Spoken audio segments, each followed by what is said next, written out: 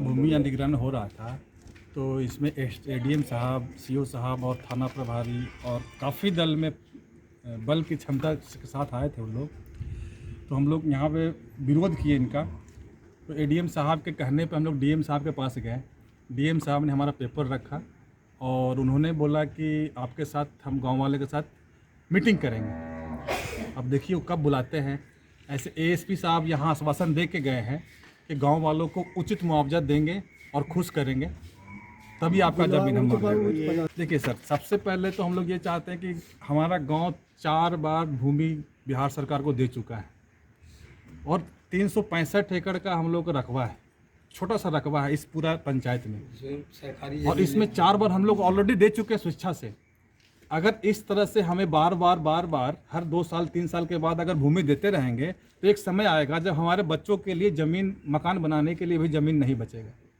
फिलहाल जो स्थिति, आप लोग क्या चाहते हैं? हम लोग तो चाहते हैं सर कि जो उचित मुआवजा है, हाईवे से 500 मीटर पे है, 500 का आबादी है, घर बना हुआ यहाँ पे, उचित मुआवजा आप कमर्शियल का रेट में हमें आप ग्रामीण जनता को दें। हाँ, वो तो डीएम साहब के आदेश से ही लौटा है।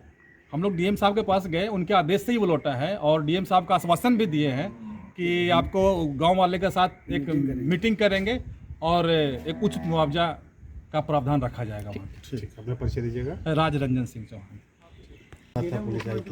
आज एकाएक गांव से ग्रामीणों के द्वारा हम लोगों को फ़ोन किया गया कि यहाँ पुलिस जैसे दल बल के साथ ज़मीन पर आके कब्जा कर रहे हैं, यानी अपना पिलर खुट्टा और बाउंड्री करने के लिए अथी किए।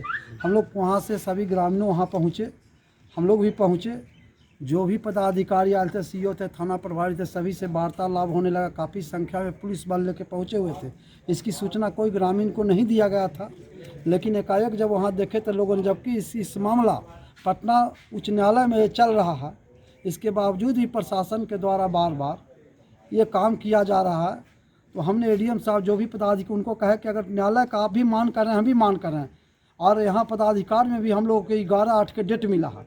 लेकिन ये सारी बात कहने के बाद इन्होंने कहा कि आप डीएम साहब से आप लोग जाके बात कीजिए, डीएम साहब जो कहेंगे वो मानेंगे। हम लोग इनकी बात सुन के हम लोग वहाँ गए, डीएम साहब से वार्ता हुई, डीएम साहब आवेदन लिए और कहे कि जाइए आप लोग ग्रामीणों के साथ हम लोग बात करेंगे, बैठ के बात करेंगे, आप लोग जाइए। और वहाँ काम आपका बंद हो गया है, सभी प्रशासन को लौटा लिया गया है।